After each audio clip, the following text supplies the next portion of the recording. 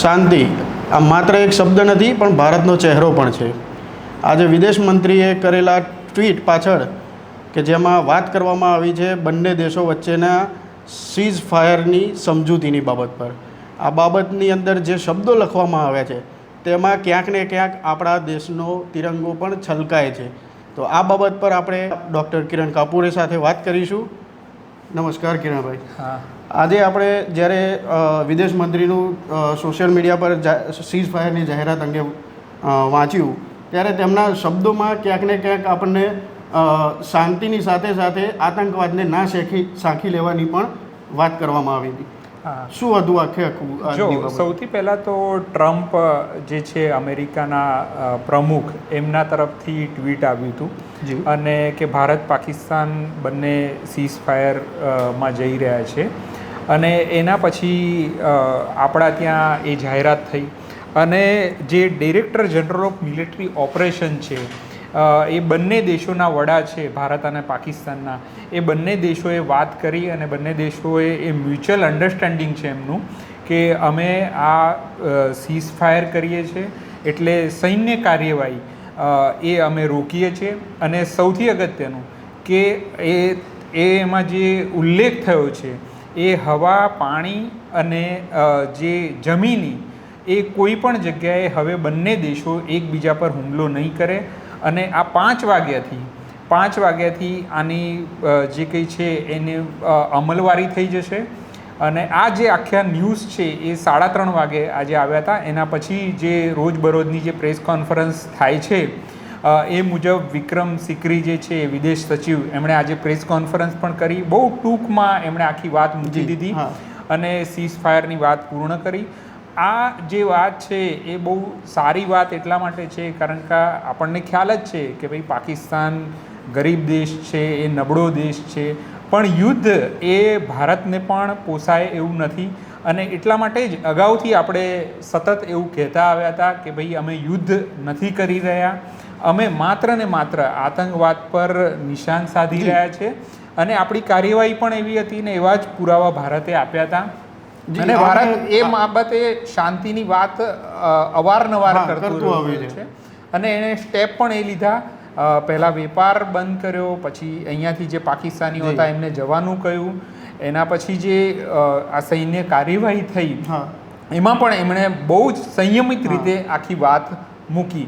એટલે હવે આ જે છે એ બંને દેશો માટે એ સારા સમાચાર છે. હું એને સારા સમાચાર ગણીશ કે આ જે આખું પ્રકરણ છે અને આમાં જે મેસેજ પહોંચાડવાનો હતો, મૂળે આખી ઘટના જે શરૂ થઈ હતી એ પહેલગામથી થઈ હતી. પહેલગામમાં જે આતંકવાદી હુમલો થયો જેના કારણે પૂરા દેશમાં એક આક્રોશ વ્યાપ્યો હતો કે ભાઈ પાકિસ્તાનને હવે કોઈક રીતે સબક શીખવાડવો જોઈએ અને એ સબક શીખવાડ્યો ભારતે. અને એવું પણ લાગ્યું કે પાકિસ્તાને આનો બોધપાઠ લીધો છે કારણ કે આ 2 દિવસ એમણે જે હુમલા કર્યા ભારત પર અને આજે એ જે છે સીઝ ફાયરની વાત આવી ચૂકી છે. એટલે આ બંને દેશો માટે એ સારી ઘટના છે કારણ કે આમાં આંતરરાષ્ટ્રીય સ્તરે પાકિસ્તાનને જે કંઈ આપણે નુકસાન પહોંચાડવાનું, ખરેખર તો પાકિસ્તાનની છબી જે છે એ બધી જ રીતે વધુ ખરાબ થઈ છે કારણ કે આ વખતે એમની સાથે ન ચીન ઊભું રહ્યું ને અમેરિકા ઊભું રહ્યું. ખાલી આમાં અગત્યની વાત એ છે કે ભાઈ આ જે પ્રોસેસ જે છે શાંતિની કે ભાઈ સીઝ ફાયરની પ્રોસેસ છે એમાં બહુ જ બધા, એટલે ભારત તરફથી, પાકિસ્તાન તરફથી એમના વિદેશ મંત્રી, આપણા તરફથી અજીત ડોવાલ અને જે કંઈ આપણા સૈન્યના વડાઓ એ બધા સામેલ હતા. અને એમાં એવું કહેવાય છે કે ભાઈ અમેરિકાએ મધ્યસ્થી કરી છે. આ અમેરિકાનો અત્યારે દાવો છે. પણ આપણે જે છે અત્યારે જે પ્રેસ કોન્ફરન્સ થઈ અને જેમાં વિદેશ સચિવે બ્રીફિંગ કર્યું એમાં આપણે એમાં પણ થોડા આક્રમક રહ્યા છે એવું લાગ્યું કારણ કે એમાં પાકિસ્તાને જે મિસઇન્ફોર્મેશન ફેલાવી હતી એનો અત્યારે એમણે ખુલાસો કર્યો કે પાકિસ્તાને આટલી જગ્યાએ મિસઇન્ફોર્મેશન કરી હતી. એટલે આ સીઝ ફાયર નક્કી થયા પછીની વાત છે. એટલે આ બધી જે પ્રેસ કોન્ફરન્સીસ જે કરવામાં આવી એ દરમિયાનમાં એક વસ્તુ તો ક્લિયર થઈ ગઈ કે સોશિયલ મીડિયા અને આપણા ઇવન ભારતીય મીડિયા અને પાકિસ્તાની મીડિયામાં પણ જે અમુક જગ્યાએથી ગપગોળા ચલાવવામાં આવેલા હતા એના કારણે લોકો અને ક્યાંક ને ક્યાંક લોકોમાં ભય પણ જોવા મળતો હતો. અને એ ઘણું ઇફેક્ટ કરી ગયું, જ્યારે આની અંદર ઘણા બધા ખંડન થઈ ગયા આ બધા પ્રેસ કોન્ફરન્સ. હા, એટલે આ જે ઘટના હતી પહેલાં જે ભારતે હુમલો કર્યો, એટલે ટેરરિસ્ટ પર જે હુમલો કર્યો, એના પછી જે છે એ સોશિયલ મીડિયા પર એ બધી વાતો શરૂ થઈ, અને પછી જે પાકિસ્તાને આપણી પર હુમલો કર્યો અને એના પછી મીડિયામાં એ વાત બહુ ચાલી કે ભાઈ આપણે કરાચી બંદર તોડી પાડ્યું છે, ઇસ્લામાબાદ ગયા છે. મીડિયામાં આવા સતત ખબરો, એટલે આપણે બહુ બધી ઘટનાઓ એવી છે કે જે વ્યાપક સ્કેલ પર થાય છે, જેમાં આપણે કોરોના લઈ લો કે સોશિયલ મીડિયા પર આ રીતે. પણ ખરેખર કમનસીબી એ છે કે જે પરમ દિવસે રાત્રે થયું, જે ભારત તરફને, આપણે પાકિસ્તાનનું તો ખબર નથી ને એમનો બ્લેમે નથી કરી શકતા આપણે અહીંયાથી, પણ ભારતની જે મીડિયાએ ચલાવ્યું, જે કે યુદ્ધ આખું એમણે ટેલિવિઝન પર યુદ્ધ જેવી સ્થિતિ નિર્માણ થઈ, અને એમાં જે પેનિક થયું, જે સરહદી વિસ્તારો છે એમાં કોઈક રીતે આપણા જ જે નાગરિકો છે એ ભયમાં આવ્યા. અને કાશ્મીરના જે મહેબૂબા મુફ્તી છે એમણે તો પ્રેસ કોન્ફરન્સ કરી અને બહુ ભાવુક થઈ ગયા કે ભાઈ તમને ખબર નથી કે જે સરહદ પર રહે છે એમની સ્થિતિ કેવી હોય છે. કારણ કે એ બહુ ભયાનક વાતાવરણ છે. યુદ્ધ આપણને દૂરથી ભલે એ આપણને એવું લાગે કે ભાઈ યુદ્ધ થયું, પણ યુદ્ધ છે એ તમને દોજખમાં લઈ જાય છે. તમારે એટલું બધું મોટું નુકસાન પહોંચાડે છે કે તમે એને ભરપાઈ કરતાં વર્ષ લાગે છે. ના માત્ર આર્થિક રીતે પણ નહીં, હા, પારિવારિક રીતે પણ ઘણું બધું લોકોને સહન કરવાનું રહે છે. હા, એ ટ્રોમા છે આખો જે યુદ્ધમાં જે રહે છે. આજે પણ તમે એવું જુઓ, તમે આંતરરાષ્ટ્રીય સ્તરે જુઓ, જે યુદ્ધ ચાલે છે એ ઇઝરાયલ ગાઝાનું હોય તો ગાઝાના જે દ્રશ્યો આવે છે એ ડરાવના હોય છે કે આપણે એ સ્થિતિમાં આપણી જાતને મૂકીએ તો આપણને ખબર પડે કે આ બહુ ભયાનક છે. એ રીતે તમે યુક્રેનની સ્થિતિ જુઓ. અને બીજું કે આ યુગ એવો છે કે તમે યુદ્ધ કરો છો, પણ યુદ્ધથી તમે કોઈની જમીન નથી લઈ શકતો, તમે કોઈ એમના માણસોને ગુલામ નથી બનાવી શકતા. એટલે એ પહેલાંની વાત હતી જ્યારે યુદ્ધમાં જમીનો લેવાતી હતી, પછી એના માણસો લો, તમે એને માણસોને તમે ગુલામ બનાવો ને તમે તમારી સ્ટ્રેન્થ વધારો. પણ એ હવેનો યુગ એવો નથી. હવેના યુગમાં એવું છે કે તમે જ્યારે કશુંક આવી કાર્યવાહી કરો છો ત્યારે એમાં તમારા પક્ષે બહુ જ મોટું નુકસાન છે. અને એ નુકસાન જે છે એ રશિયા જે છે, એ રશિયાની સ્થિતિ અત્યારે જોઈ શકો છો કે રશિયા હવે પહેલ કરી રહ્યું છે. ઘણા કિસ્સામાં એવા નિવેદન આવે છે કે રશિયા પહેલ કરી રહ્યું છે કે અમારે યુક્રેન સાથે સમાધાન કરવું છે. તો આ બધી તમે ટોટાલિટીમાં વાત જોશો તો ભારત પાકિસ્તાનનું જે સીઝ ફાયર થયું છે આપણે એને આવકારવું જોઈએ. અને પણ આમાં જે અગત્યની વાત એ છે કે ભારતે એ બહુ સ્પષ્ટતા કરી છે કે અમે સીઝ ફાયર કર્યું છે, પણ આતંકવાદ વિરોધની જે અમારી નીતિ છે એના પર અમે અડગ છીએ. અમે જે શરતો નક્કી કરી છે એના પર અમે અડગ છીએ. એટલે ભારતે બહુ સ્પષ્ટતાપૂર્વક કીધું છે. અને 12મી તારીખે આની હવે નેક્સ્ટ જે મિટિંગ છે એ 12મી તારીખે થવાની છે. મોટા ભાગે જે સૈન્યના વડાઓ છે એમની સાથે થશે, અને એના પછીનો જે દોર આવશે એમાં મને લાગે છે કે જે શીર્ષ નેતાઓ છે એ પણ એમાં જોડાશે. આ જે વાતચીતનો દોર થશે એમાં પણ અહીંયા મને સવાલ એક બીજો એ પણ થાય છે કે અત્યાર સુધીના પાકિસ્તાનનો રેકોર્ડ રહ્યો છે કે સીઝ ફાયર ઘણી વખત ભંગ કરી ચૂક્યું છે. એવા ઘણી વખત આરોપો પણ છે અને ઘણી વખત એવી ઘટનાઓ પણ આપણે સાંભળી અને જોઈ છે. તો આ વખતે જો સીઝ ફાયર ઉપર બંને દેશો સહેમત થાય છે તો એની કેટલી ગેરંટી કે એનું કહેવાય? આમાં એવું છે કે એક દેશ તરફથી તો ગેરંટી ફૂલ ટુ છે, ભારત દેશ શાંતિનો છે. કારણ કે આટલા 2 દિવસનું તમે વાતાવરણ જોશો, 2 દિવસમાં પાકિસ્તાને એવું કહેવાય છે કે ભાઈ પહેલો દિવસ જે ગઈકાલે નહીં એના અગાઉના દિવસે એ લોકોએ 300થી 400 ડ્રોન એટેક કર્યા. તેમ છતાં ભારતે એ પ્રકારની કાર્યવાહી નહીં કરી. ભારતે કરી શકતું હતું, એને અગાઉ એની સ્ટ્રેન્થ બતાવી કે પાકિસ્તાનમાં મિસાઇલ પિન પોઈન્ટ જગ્યા પર છોડી શકે છે. તેમ છતાં એણે માત્ર સુરક્ષા થાય એટલી જ એમણે ભૂમિકા નિભાવી. એટલે ડ્રોન તોડી પાડ્યા એટલું જ કર્યું, એના સિવાયની કાર્યવાહી ન કરી. માત્ર એક પેલું જે સ્ટેડિયમ છે, જે લાહોરનું સ્ટેડિયમ છે મોટા ભાગે, ત્યાં એમની જે ડિફેન્સ સિસ્ટમ છે એને આપણે માત્ર ધ્વસ્ત કરી. એના સિવાય ભારત પછીથી એમના દેશમાં એન્ટર નથી થયું હુમલામાં.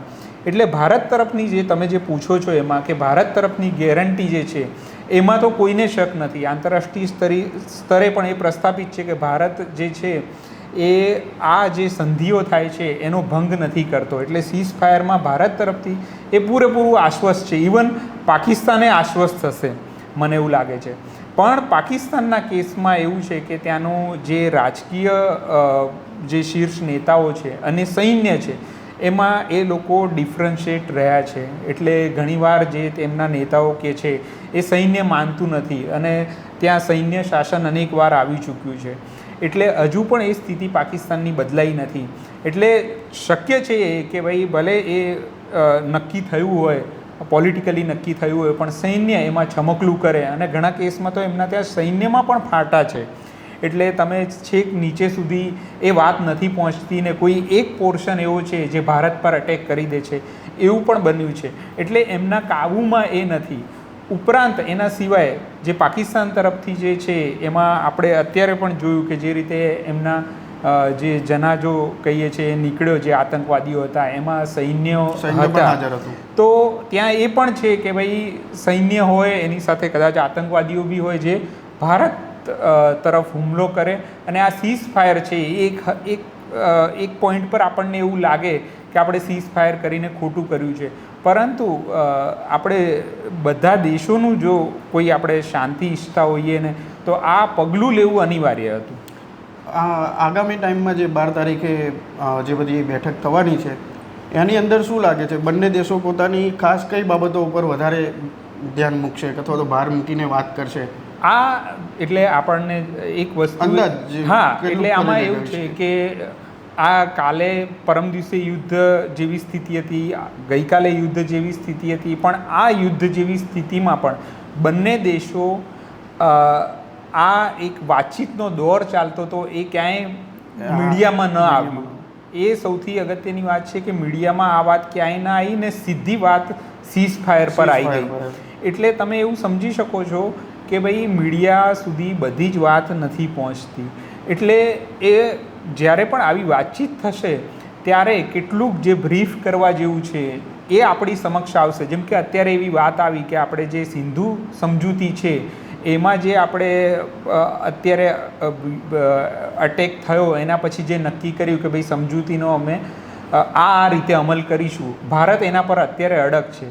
એટલે સમજૂતી જેમાં ભારતે પહેલગામ હુમલા પછી જે સ્ટેન્ડ લીધું એ સ્ટેન્ડ છે. એટલે એ પાણી છોડવાથી લઈને એ બધી માહિતી એ ટૂંકમાં પાકિસ્તાનને નહીં આપે.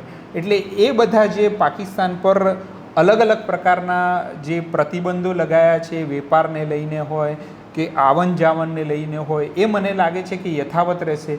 જ્યારે આપણને એવું ખબર પડશે કે પાકિસ્તાન હવે શ્યોર છે કે હવે જે કાર્યવાહી પાકિસ્તાન જે કહી રહ્યું છે એ કરશે, પછી મને લાગે છે કે ધીરે ધીરે માનવતાના ધોરણે ભારત એ પ્રતિબંધ હટાવશે અને પછી મને લાગે છે કે આગળની વાત થશે. જી બિલકુલ. અને મને એક જોતાં એવું પણ લાગે છે કે ભારત આ મિટિંગની અંદર એક સ્ટ્રોંગ પોતાનું સ્ટેન્ડ નક્કી કરીને જ ઉતરશે કે આતંકવાદ તો અમે બિલકુલ ચલાવી જ નહીં લઈએ. આ જે કાશ્મીરની અંદર પહેલગામની અંદર જે પણ કંઈ થયું અત્યાર સુધી એ સિવાયના પણ જે પણ કોઈ હુમલા થયા તો એને લઈને ભારત લગભગ પૂરેપૂરી રીતે ક્લિયર છે. એટલે આજે પણ તમે જો પ્રેસ કોન્ફરન્સ જોશો તો એમાં ભારતે સીઝ ફાયર કર્યું છે, પણ ભારતે સીઝ ફાયરમાં ક્યાંય પોતે સોફ્ટ નથી થયા એ બતાવ્યું છે. ઇવન આજે મિસઇન્ફોર્મેશન જે પાકિસ્તાને 2 દિવસમાં જે એમના સોશિયલ મીડિયા કે એમના ન્યૂઝ થ્રુ જે આવી છે, ઇવન કે ભાઈ એમણે એવું કીધું કે ભાઈ ભારતના 5 વિમાનો અમે તોડી પાડ્યા છે, એ ન્યૂઝ ત્યાં બહુ સર્ક્યુલેટ થયા પણ એના પુરાવા કોઈ નહોતા. એટલે મિસઇન્ફોર્મેશનની વાત ભારતે બહુ જ ખુલીને આજે કરી છે જ્યારે સીઝ ફાયર થયું પછી.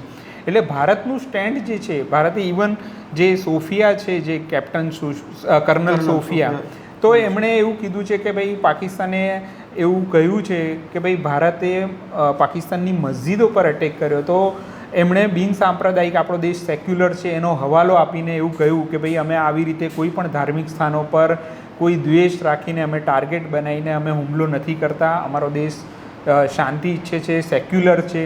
તો એ બધો બહુ સારો મેસેજ છે આખા દુનિયામાં ભારતનો. અને મને એવું લાગે છે કે આખી જે આ જેટલું પણ થયું છે પહેલગામ એ બહુ દુઃખદ ઘટના છે, કરુણ ઘટના છે. એમાં જે લોકોએ જાન ગુમાવ્યા છે એ બહુ કરુણ છે અને એ નુકસાન ક્યારેય ભરપાઈ નહીં થઈ શકે એમના પરિવારોની. પણ એના પછી ભારતે જે કાર્યવાહી કરી છે એમાં એવું લાગી રહ્યું છે કે ભારતે આ પહેલીવાર આંતરરાષ્ટ્રીય સ્તરે બહુ સારી રીતે આખો મામલો હેન્ડલ કર્યો છે. બધા દેશ એની સાથે રહ્યા છે અને પાકિસ્તાન એ જે સ્તર પર હતું એનાથી એ નીચલી પાયરીએ ગયું છે આખા કેસમાં એ એસ્ટાબ્લિશ થાય છે.